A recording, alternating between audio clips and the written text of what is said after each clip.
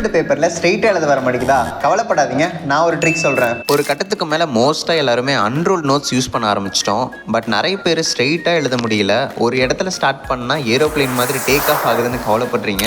மலை ஏறுற உங்கள் ஹேண்ட் ரைட்டிங்கை மலை நீட்டாக்கி காட்டுறேன். நான் சொல்கிற டிப்ஸை ஃபாலோ பண்ணுங்கள். டிப் நம்பர் 1, நீங்கள் எழுத போகிற ஃபர்ஸ்ட் லைன் தான் ரொம்ப இம்பார்ட்டன்ட். அதுக்கு ஒருத்தன் தேவைப்படுறான். உங்கள் ஹேண்ட் ரைட்டிங்கே இவன் தான் ரூல் பண்ண போகிறான். அதனால தான் இவன் பேர் ரூலரோ.